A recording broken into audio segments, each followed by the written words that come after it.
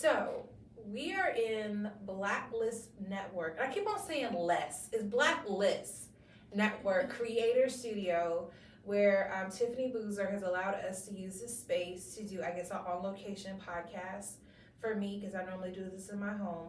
I am sitting with the lovely Tayler Simon, who I call her my big little sister. This is my first time saying this to you in my face. So I say big little sister. Like, my brother is younger than me, but he's taller and bigger than me, so I call him my big little brother.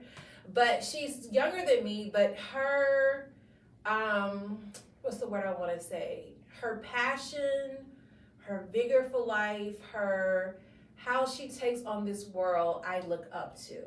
So that's why I call you my big little sister. Meanwhile, I look up to you and all the author and like just giving back to the community. Yes. And like being an educator, Yes. being a mom. Like I'm just look up to you. Thank you. See, so it's reciprocal, but still I do honor her, and I thank you for being here today. So this will be posted at another date, but the point of me bringing her on, I've been on her podcast, but I just love what she's doing, and I want her to share your journey. But let's start with imperative. Okay, so you own Liberation is Lit, the bookstore. Then you also advocate for why we should not ban books. I feel like there's more I need to add to your intro.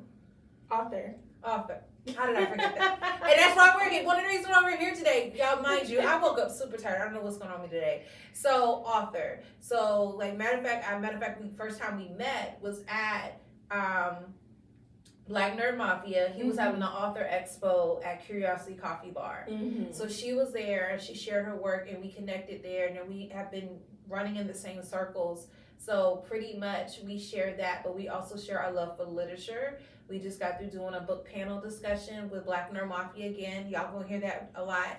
So about Octavia Butler's Parable of the Sower and the Talents. So I want to start with the book banning, only because the other I feel like is gonna take a little bit longer. My question to you is, what can we as parents, as community members do to stop the book banning, or stop what can we do? Because I feel like we're always fighting about it after it's banned. And one thing I will say about you, and you definitely let us know through your social media platforms, is you let us know, okay, this book is up. Like yesterday, what happened? If you can share that too. You let us know, okay, this is what's happening. What can we do to have more hands on the ground, feet on the ground, to stop this from happening? Well, I would say if you're parents, first thing is always just to pay attention to what's happening to your child's individual school, because more often than not, it's going to start there and then it's going to move to your school district. And what is happening nowadays is we're seeing a trend. There is a parent out of Beaufort County. She's one of two parents who challenged 97 books a couple years ago for Beaufort County. They went through an extensive review process, and all of the books were returned back to shelves except for 4, I believe. And now she's going through the list again, appealing to the state. And her argument, as well as the Beaufort County's kind of argument of why they're not reviewing the books, they're saying that they reviewed it already and they don't have to do any more process around like removing these books. And she's saying, well, this was happened before Regulation 43-170, which deems all sexual content as age and developmentally inappropriate. So they're reviewing the books on those grounds. What happened yesterday that was so optimistic is a few of the state board members are like, we had these intentions for this bill and this appeals process to be kind of like a last resort, and it's becoming a first line of defense or an appeal process for someone who just doesn't feel satisfied with what their district is telling them. And so now they paused any vote on the last 10 books, and they're going to have more discussion about implementation and guidance on implementation from the regulation. So that was super positive. And it's all because we have been doing that work to put pressure on them. A couple of board members said that the Instructional Materials Review Committee, that's the committee that reviews the books before it goes to the full board, they have been under tremendous pressure, and that's because they know we're paying attention. They know we're more engaged versus times before where people could slip things under the radar because we aren't paying attention. But they're under pressure now because we're paying attention. The country is paying attention. If those 10 books were voted to be removed, South Carolina would be the top state to ban books statewide. So we are watching them, we're putting pressure on them. So just paying attention, being aware, sending emails when you can, being vocal about you are watching their decisions and hoping that they're making the correct decision. And in my testimony yesterday, I talked about nobody has been on the right side of history who decides to ban books. And so we are really starting to think about what we're doing with these decisions and how it's affecting our kids. So just paying attention and putting the pressure on is really helping. Oh my gosh. So I guess my next question, even though I feel like you kind of answered it, but okay. So again, Beaufort County said, we're good.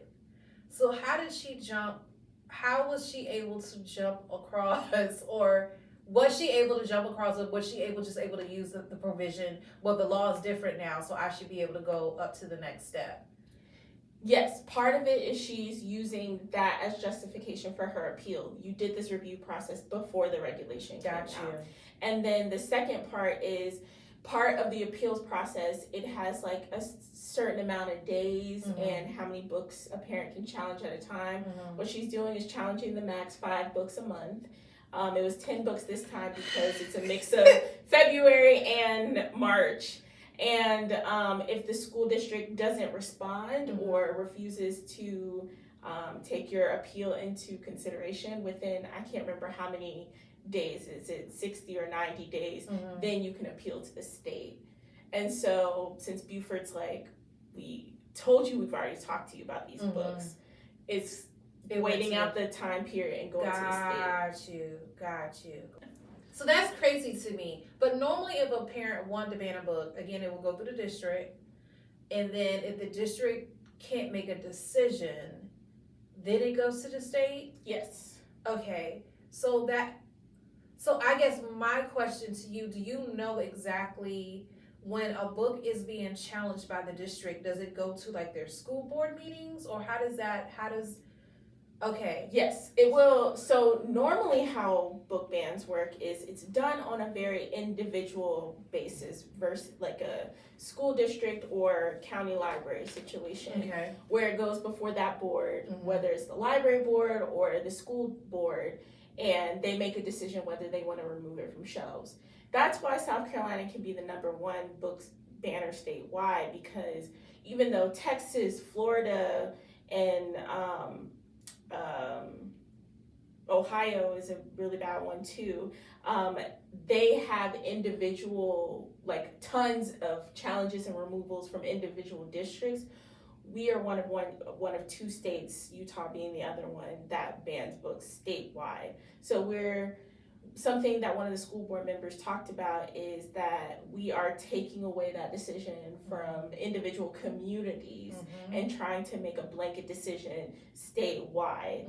And Dr. David O'Shields did, and he called it an autopsy of his jurisdiction for his school board tenure, and he noticed that 5 of the books that were challenged weren't even in any of his libraries, and the other 5 have been checked out up to 26 times, going back as far as 2010. So like he's like, these books in particular don't seem like it's a problem in my district. And then other school board members started to speak up that, oh, I don't think this is a problem in my district either. So where's this hysteria coming from? And that's the part that bothers me the most, is one parent read it and said, okay, didn't even read it, just takes the okay. And that's another whole issue with them and me. You're not even reading the whole books, and then now you're deeming this book.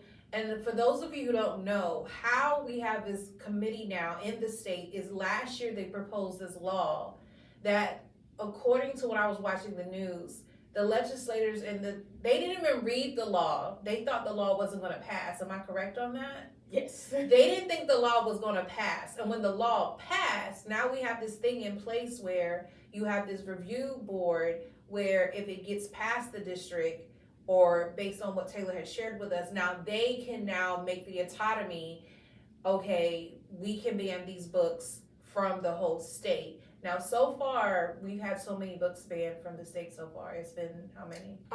We are at 11 right now, Okay. I believe. Okay.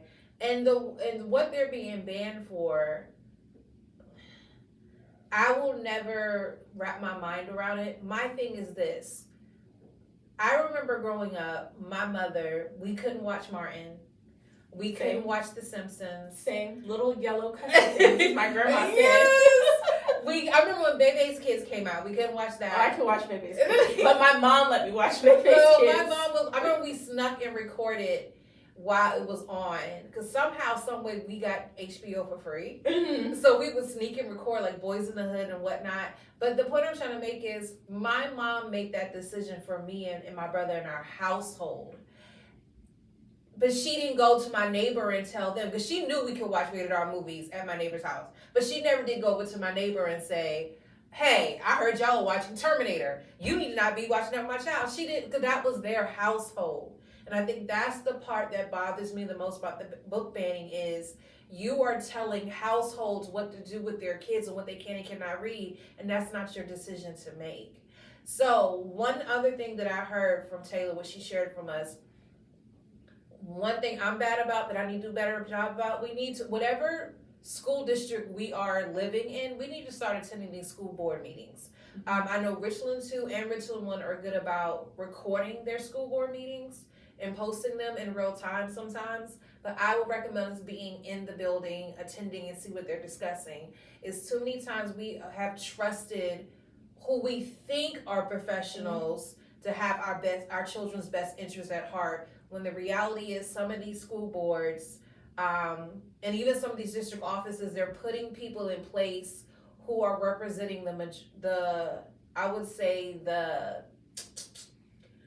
their betterment, not the majority betterment, right, for the community. So I hope that some of you say you're over book banning. What are some? I know they can follow you at Liberation is Lit to find out more information, but there was two other sites I've been following. But what other sites or social media do you recommend that they follow to learn more and what they can do to help?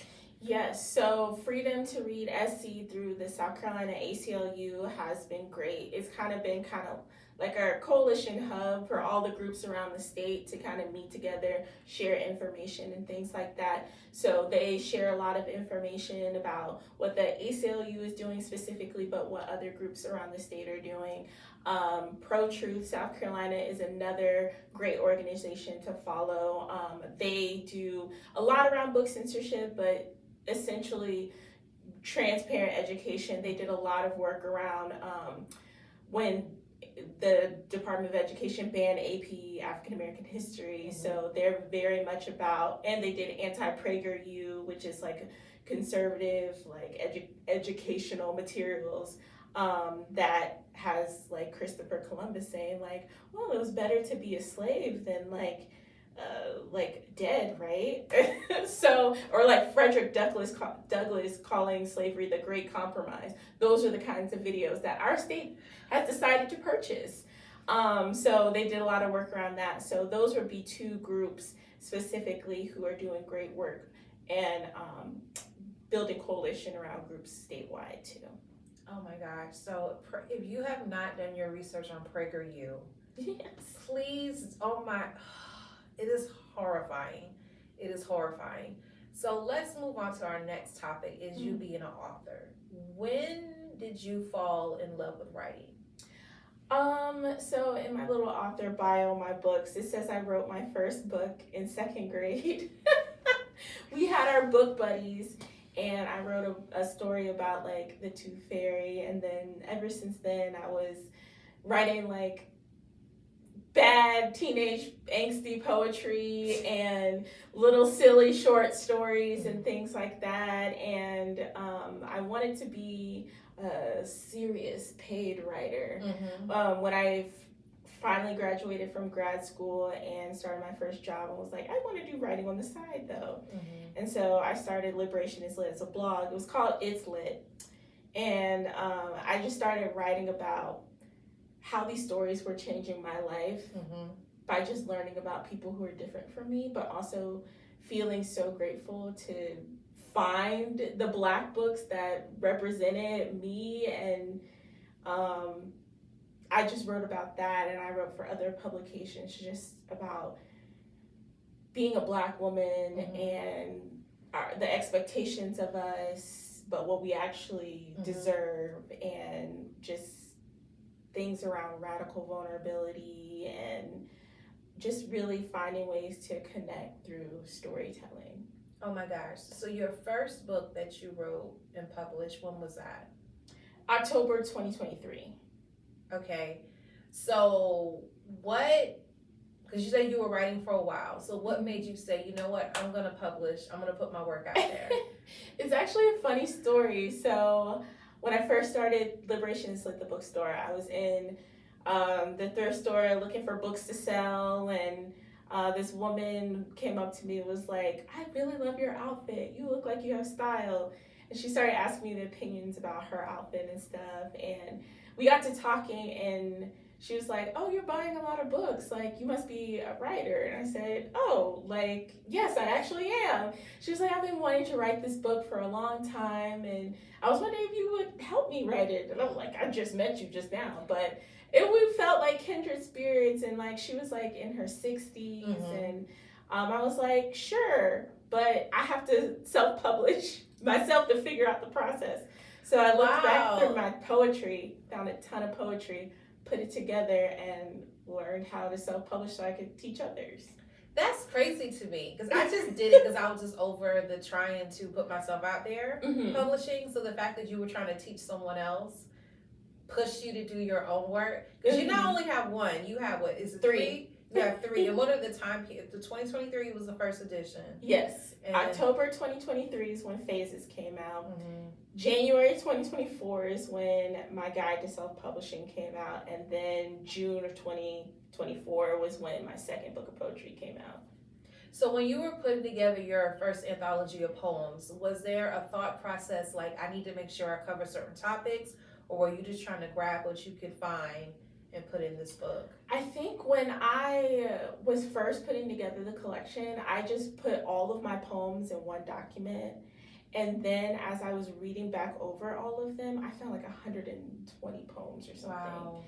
And as I was reading through all of them, this theme kind of emerged of like, I could see the poems I was writing during like the pandemic lockdown, and how working and figuring out how not to exploit my own body and things like that, and learning things about me hiding behind perfectionism really keeps me from being vulnerable with a lot of people. Just seeing that journey emerge through my poems, and then I kind of put it together in sections that way. Okay, that's pretty dope. So with your second poetry anthology, which is your third book, what was the thought process behind that? Was it the same? No, it was similar, because I still had all the poems, and the original thought was all my love poems are just going to go in a book, and it's just going to be like the love poem collection. And then I wrote it during my friend Marla and I were doing our Poet to Publish kind of group, and I was like, well, I got to participate along with everybody else. Gotcha. And during that time, my friend, like one of my best friends, like passed away. And so I started writing a lot of poems about grief and poems about friendship. And then I was like, well, now it's got to be all forms of love, not just romantic love, but self-love, ancestors, unrequited love. Like it just became like not only like the butterfly sides of love, but like the hard vulnerability and that grief part of love too. Oh my gosh, that's beautiful. Mm-hmm. So you said you wrote a book about being a self-published, or the journey of being self-publishing. So what would be your encouragement? Because it never fails when you run into someone who finds out you're an author. Oh, I want to write a book. So why haven't you? It is all these lines of excuses. I know for me, for those of you who don't know, I self-published only because it just seemed daunting to find the literary agent. And matter of fact, before I even found the literary agent, somebody told me to go through someone to get my manuscript evaluated first, which was going to be $1,500. Then I had to. Then you find the literary agent who's supposed to fish out your publication to different publishers. I was not feeling that. I want to put my work out there, and I have heard of people who have put their work out there, and then a publishing company picks them up for whatever reason. I've heard that too. But for those who are, I wouldn't say desperate, or you feel like your work needs to be out there, what will be your recommendation to them if they with self-publishing? Because some people, when they hear self-publishing, it for some reason is for some people is regarded as the stepchild. Yes. And it's not. And a matter of fact, who gave me a piece about it, Naima Forna, was in the Charleston Black Ink Literary Festival, and she said the only difference is, she said, I don't put as much work as you do. She said once I write the work, I send it off and they do whatever, and they get feedback. She said you have to market, you have to find your editor, you have to do all that. That's the only difference. She said there's not one better than the other. So what recommendation would you give to someone who wants to publish but is afraid to self-publish? So I would say it's so. I don't want to misconstrue the word easy, but if you need help, there's tons of help for you to do it yourself. Like, and the only things my 3 pieces of advice: get a book cover designer if you're not artistic yourself, like get a book cover designer, because that is your first marketing piece. The second piece of advice is hire a professional editor, or at least have someone look over who's really good at grammar and tighten stuff up, and having beta readers, which can be free, just, hey, I finished my draft, read over it to make sense. And then the third piece of advice is do not publish exclusively on Amazon. Because if you want your book in bookstores, if you want your book in libraries, you cannot publish exclusively on Amazon. And the royalty rates are slightly better for different things, but if you publish on a platform that has wider distribution, bookstores will be oh, I can get your books from the wholesaler. That's enticing for me. So if you want to do events there, a lot of bookstores were well, if I have to get your book off of Amazon, I'm not going to make any money off of that. So can I get it from the wholesaler? And you still get those royalties. So, and you get royalties from selling copies to libraries too. My book is available on Hoopla, and literally I get it's only a couple cents, 30 cents per download or something. But 30 cents per download, and nobody had to buy my book because the library is licensing it. So those are the 3 pieces of advice.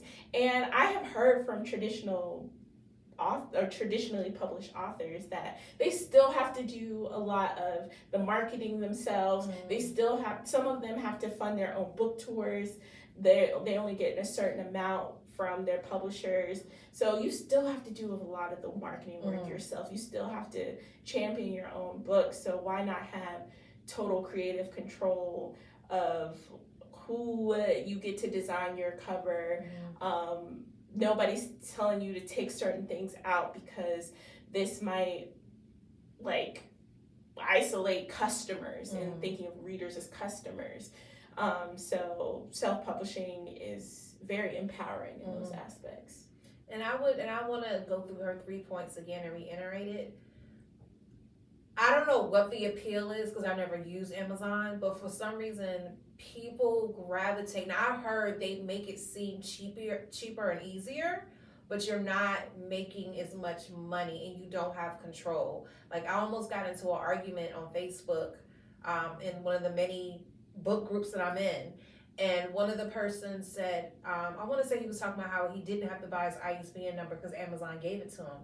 I said, well, you don't own your book. And then they wanted to argue with me. No, I do own my book. And, and someone came behind me and said, no, you don't. Amazon owns your book. Now, you can reprint your book and get your own ISBN number, but that particular version of that book belongs to Amazon.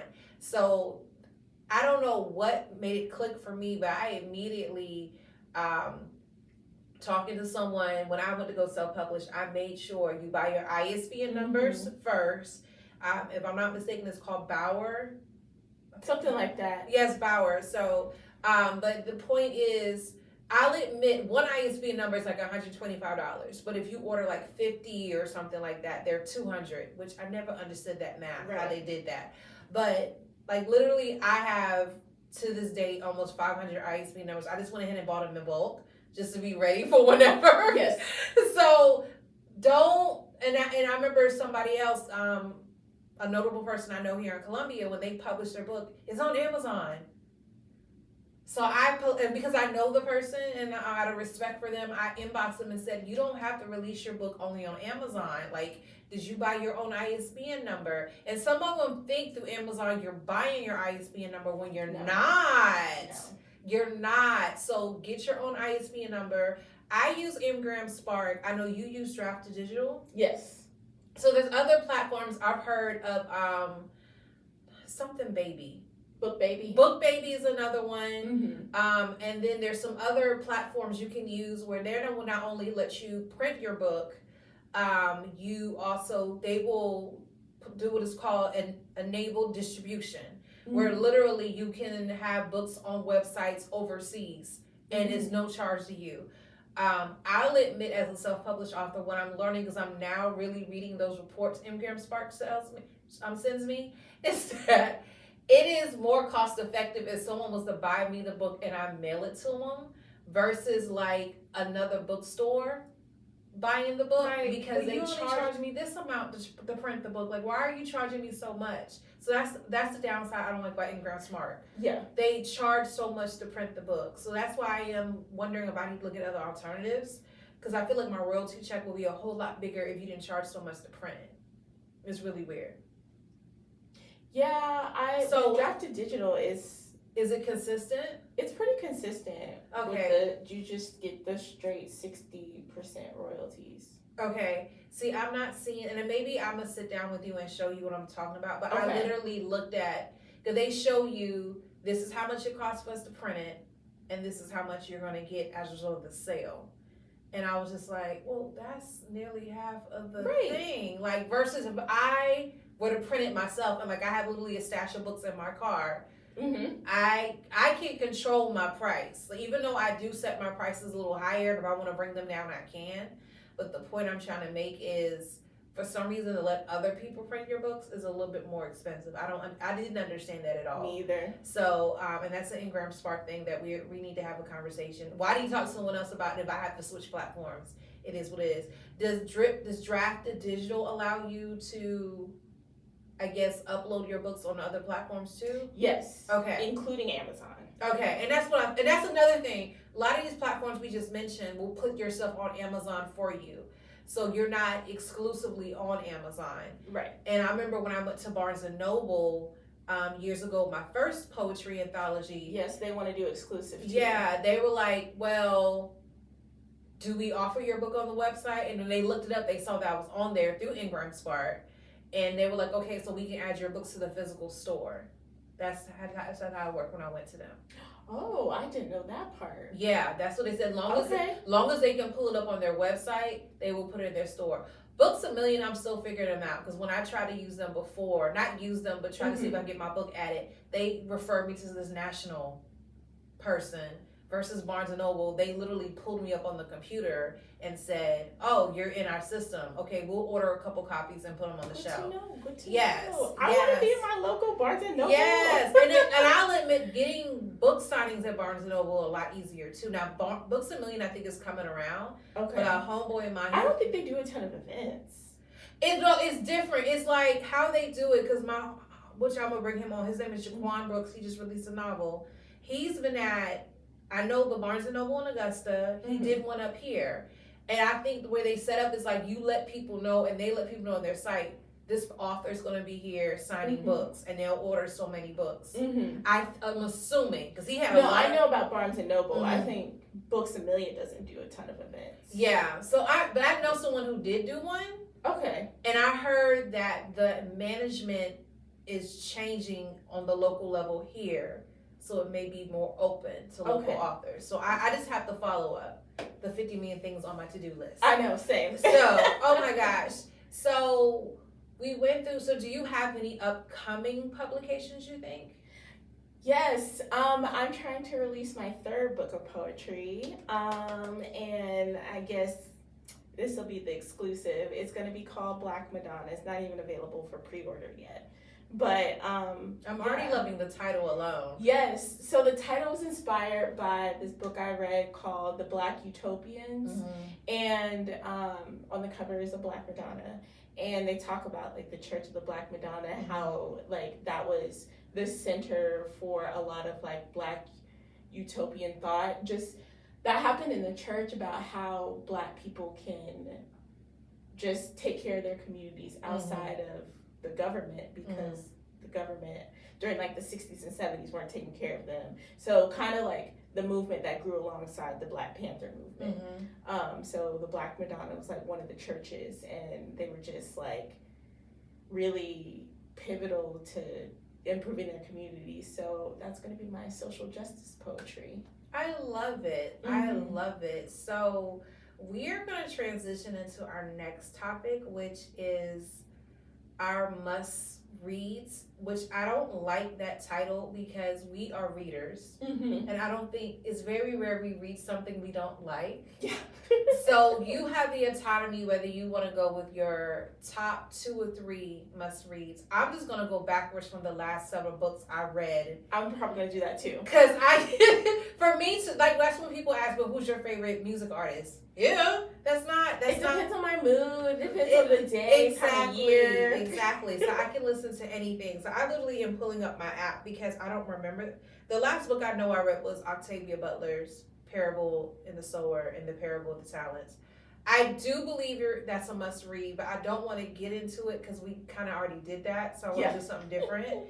So I'm gonna let you go first. What is your first selection? So I just finished the audiobook this morning. It's called let me double check the title. I think it's called Making Our Way Home.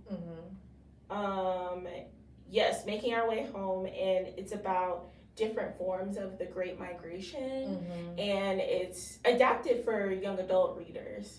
And I tend to like those kinds of history books more because they're not as dense. Like I did read Stamped, like the 800 version. I did too.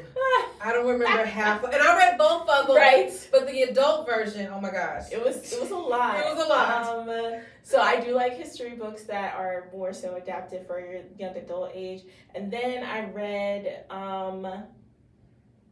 this other book called Better Must Come by Desmond Hall, and young adult novel. I guess I'm in my young adult era right now. About this young man, he's in a gang or a posse as they call them in Jamaica, and this young woman who found like a bunch of money and a botched drug deal. The DEA agent. To my list. Yes, like it's just how they find themselves connected within like this crime and how they make it through on the other side. But it was really good. It was set in Jamaica. Then I read another memoir called you said that one's by Desmond Hall? Yes, Better Must Come. And then another memoir, also adapted for young adults, From Here, by Luna Mouflé. And it's about this woman from Georgia who had to seek asylum in the U.S. Because she is a lesbian. So I saw this somewhere. This popped up. I'm looking at the title. This popped up somewhere. So I will add this to my list. So speaking of lists, if you're one of those like me, I struggle like sitting down to read books because my attention span is not what it used to be. Audiobooks are the best place to go. Yes. Like I would even find myself just sitting in my car so I can finish the chapter. I wouldn't even go in the house. That's how I was with Octavia Butler's Parable of the Sower and Parable. It was a certain part I was at because I can't go because once I go in the house, I'm gonna turn it off because I get focused on whatever. But definitely that is our Richland Library is a great resource. Yes. Where you have Hoopla and you have Libby, where you can get the ebook, but you also can get the audiobooks.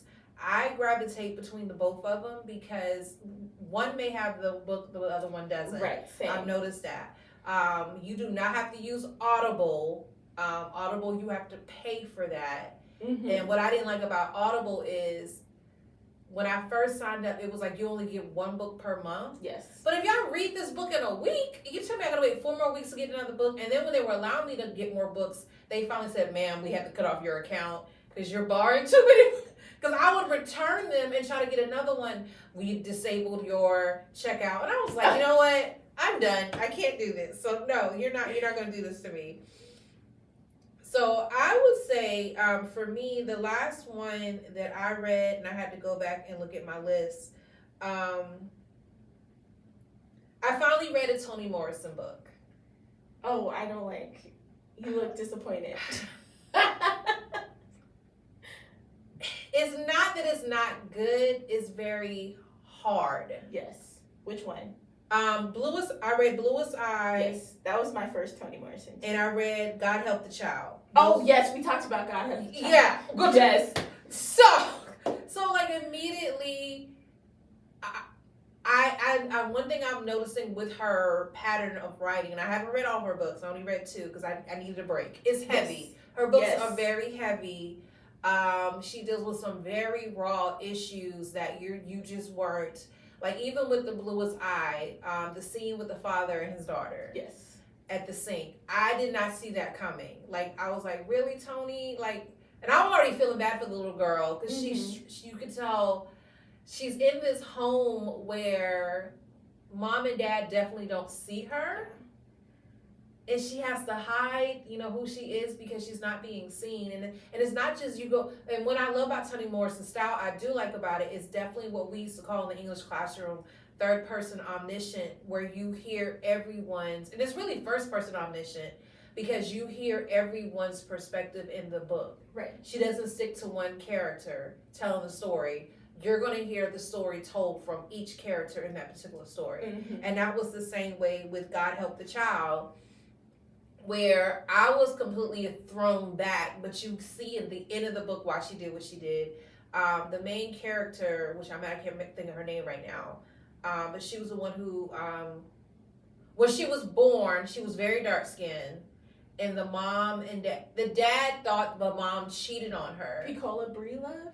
Yes, but she called herself something else. Wait, are we talking about God Help the Child or the Bluest? God Help the Child. Oh, I can't.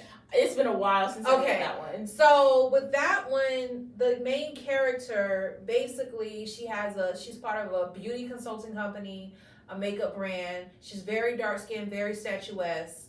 But mind you, with that particular, in the beginning, it talks about how her mom treated her because she was very dark skinned. Her parents were so fair skinned they could have passed if they wanted to. Dad left them because dad thought mom had cheated because the baby was so dark. Mm-hmm. So there was a scene where the main character goes to, not necessarily to confront, but go make amends to the lady who she had killed accused of molesting her. Mm. And no one understands, why are you going to, she's being let out of prison, why are you going to go make an amends? But we didn't understand that. And they don't tell you to the end. But before she could even make amends to her, it's like she tried to give her money, gave her all this stuff. The woman beats the crap out of her to the point that she's in the hospital. Mm. So the book takes on from there. When you go into the lady who's accused of molestation, you go through her point of view. You go through her boyfriend, the main character, her point of view, her best friend's point of view, even her mom's point of view, to understand why she raised her daughter the way she did. Mm-hmm. So that was, I'll admit, Bluest Eye was heavier than that one. Yes. Yes. I'm not going to sit here and lie. Yes. And then the last book that I read in between those is Betty Before X.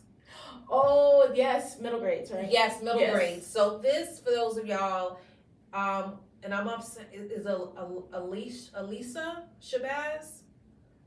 She's one of Malcolm X's daughter. I always mispronounce her name. Yeah, I don't know how to say I don't her want to name. mess this up. But if you follow her, she writes several books in the perspective. She writes the books, but she writes them with other people. Mm-hmm. So there was another book that she wrote with Tiffany D. Jackson, and it was basically Malcolm X's life when he was in prison and how his life transformed when he was in prison. And then she also wrote another one, which I cannot remember who the author. I want to say it was Kekla Magoon. Okay. She wrote with Kekla Magoon, and it was Malcolm X's life before he went to prison. Oh. So even showing how I didn't know his mother, they tried to commit his mother. So because after the father was killed, she was doing what she could to provide for them. In the town, the city was so against her and was trying so hard to take the kids away from her. And that's how Malcolm and his siblings were separated at one point. So you have that. So you have Betty Before X. She wrote this with Renee Watson. Okay, yes. And I love the fact that you pretty much see Betty's life. A lot of people, when they see civil rights activist wives, we assume that the wives' lives is totally consumed. Right. And the husband, not realizing these women were doing things before, during, and after while they were married to these men. So Betty, you see early, she was an activist, even at the age of 10 and 12. And what all she did with the community, like I can't remember the exact name of the group, but they were wives, but they were doing it advocating in the 1930s and 1940s, 1950s. You don't buy where they don't hire us. Yes. Oh, yes. I've seen those signs. Yes, like if they don't hire us, why are we buying there? And then some people, of course, their excuse was, well, it's cheaper here, it's closer. They're like, no, we need to support our own businesses until they hire us. So Betty ends up living with this lady who's part of this organization, all because, which is crazy, Betty's mom was super young, so she ended up living with an aunt. Aunt passes away. She goes back to mom. Mom, for whatever reason, which I wish that came out in the book, but it didn't, kind of disregarded Betty as like the black sheep of the family, even though she was the oldest. Like the way she treated her was like very standoffish. And you can tell in the book, Betty is aspiring, I just want you to love me. I just want you to accept me. Like, I don't understand why you don't love me. So then she ends up befriending the lady who's the activist in the town. And it got to the point where the activist was like, I'll take Betty in and we'll keep her. And the mom was like, okay, whatever. So even though Betty is now in an environment where she's loved, where she's nurtured, it's still that nagging feeling, my mom didn't want me. Yeah. So she struggles with that on top of her activism and what she's doing in the community. It's a great read. It's a very easy read. I'll admit I listened to it, but it might have been like 4 hours long. But it just made me really wonder. Like there's one scene in the book where Betty made an outfit for her mom and gave it to her mom for her birthday. Her mom was like, I can't accept this. And she runs away, and like the way her whole world shattered, even though it's like, I don't understand why you can't accept me. Like, I don't understand. And it comes out a little bit later why the mom did what she did. But it still was like, what is wrong with her? Like, I need you to do right by your child. So that was one that I definitely loved, that I love to pieces. And now I gotta read it, because I just had a conversation with Jennifer Bartell Boykin, and she was dropping all the middle grade recommendations too, and I was like, okay, because middle grades is so hard for me to get into. Really? Yes. Maybe because I taught middle school, and on my platform, when I talk about books to read, I mostly focus on middle grades and YA. Yeah, it's a learning curve. Love me some YA, but I need to. But middle grade, I feel like is one of those genres. I think it's always been there, but for whatever reason, it was lumped in with children's. Yes. And now it's slowly, I wouldn't say slowly, I think we're now finally getting to a place, and I say we, because I have a middle grades book, but we're getting to a place where it's being singled out, because for those people who have taught or had middle school kids, that's a different breed of children. Like, adolescents, and for those who, we were different. So I definitely love Renee, she's done middle grade and YA. Now that I think about it, Nick Stone is another one. She's done both. Jason Reynolds, I feel like has done all three. Like I feel like I feel like Stunt Boy is a children's book, even though it's a graphic novel. I think that's more children than middle grade. I might be wrong. So, and then one more. I can't remember if they were middle school or high school, but it was called Ebb and Flow. Ebb and Flow. If you look at the cover, I think I've seen it. You think they're like rapping together? No, they have beef. They have straight up beef. So they get into a fight. So you have Dakari, who calls himself Flo because he loves to swim. It has nothing to do with rapping. It has nothing to do with rapping. And then you have Ebony, who she's another one who struggles with neglect because her mom just lives right around the corner. But they live in the house with her grandmother, her and her siblings. So, but her mom has a new boyfriend, and it's just like, she doesn't understand why I can't be at home. But Eb and Flo get into a fight because they challenge Eb to step on put something on his sneakers, and he boxes her in the eye. But she doesn't know, these were my sneakers that my dad had customized for me before he went off and got deployed. Oh. So it's like you're going through his point of view and her point of view on how they felt about this fight and how they got suspended and how they're home.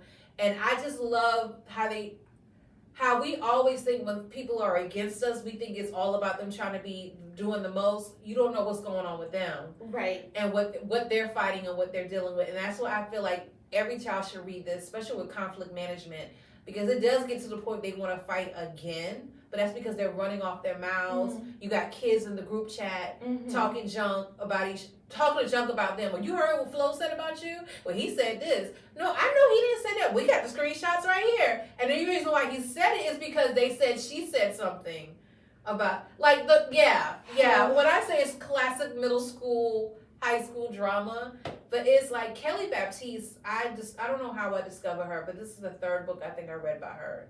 But it is one of those things where, like, this was a pretty dope read, and I was like, but this really shows kids, don't be so quick to pop off. You don't know what people are dealing with.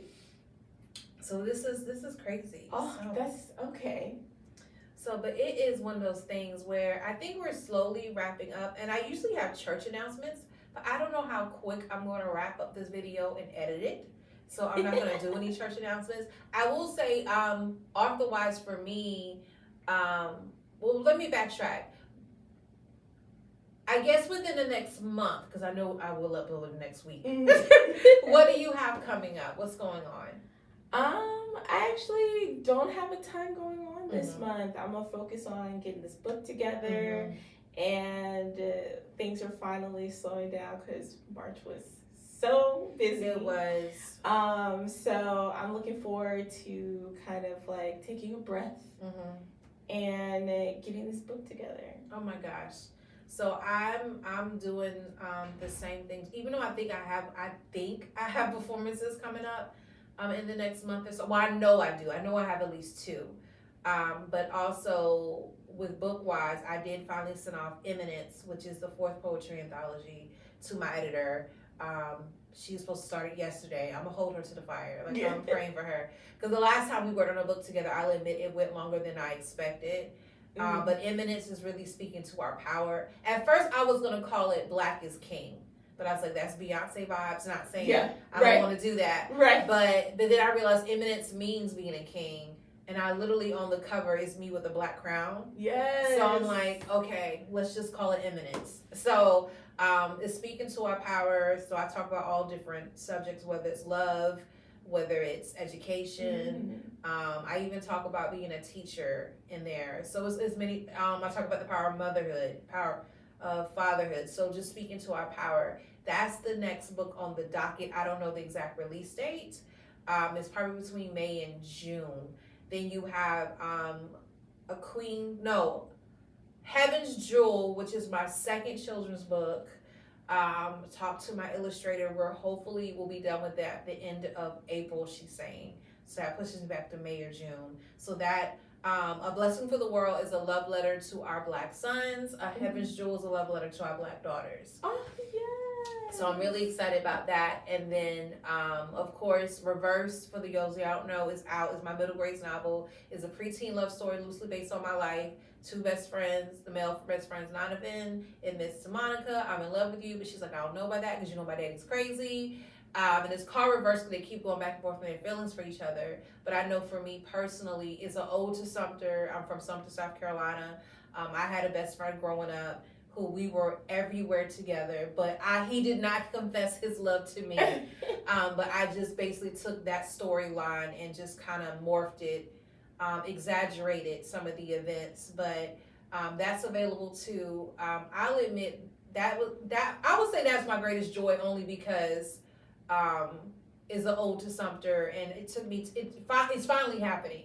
My poetry books, it was nothing to produce that. Right. But the novel, is a really different writing style. That's why I've been working on the same novel forever and haven't finished yet. And it is, and I get it. And one thing, I think mine, when I finally did the math, it was 10 years. It was 10 years. Do I think you should take 10 years to write a novel? No. For me, it was, I would start with the editor and then we realized it wasn't working and then I had to stop. That was one point I want to reiterate too. Editors. Like, it amazes me the number of people who self-publish. It was like, who edited your book? Like, Microsoft Word. And they don't catch everything. And then you don't want them to catch everything because some things you say is not meant to be corrected. Yes. Because it's slang or you're using a different form of a word or something. Right. So, like, make sure you have a good editor that understands your voice. And I would also say, not only have a good editor that understands your voice, but make sure that, what's the word I want to say? And I'm not blanked out like that. Just make sure you have an editor that understands your voice. That's yes. Because it amazes me to see people, print out a copy. That's one thing I did for the first time. I never did that with my poetry anthologies, but I'm going to start doing it now. Print out, once you get done with your final edits with your editor, print out a paperback copy if you're doing hardcover or whatever, and go through the book again. Yes. I never did that before. I used to just, this is good, but I realized that it looks different on the book than it does on the screen. Yes. And you may catch some things that you didn't catch on the screen. Or even like formatting issues too. So yeah, so that was something I did for the first time. I was like, I need to do this with every book. And then mind you, this is my third book in. I was like, maybe you should do this. So and I want to say with my novel, originally we had like 180 pages. It went down like 40, 50 pages after the edit. And we just realized, take that out. We don't need this. It is what it is. So I want to thank you for joining me. Yes, thank you for having me. Yes, so we are definitely kindred spirits. You are on Soda City the first and third Saturdays. Definitely check her out. If you are an independent, a local author, indie author, definitely contact her. Liberation is lit. She will have what's called featured author. She also will sell your books for you, but she will also allow you to come in one Saturday to sell your book. So definitely contact with her. Patrick X had put me on that. He was, yeah, he was like, did you contact Tayler? I was like, she actually, no. He's like, you need to contact Tayler. So I was like, okay. So, I mean, I want to say, I take that back. Right after he told me I need to contact you, you sent me an email. Yes. And I was like, oh my gosh, this is the timing of this. So that was pretty dope. So make sure y'all go. It's definitely a great opportunity for you to be in Soda City. And I think that's it. So make sure you follow me. I'll make sure I put all the hashtags in the places where y'all can follow me when I edit this video, and I'll put her information up there too. And I greatly appreciate y'all tuning in. Y'all have a good one. Okay.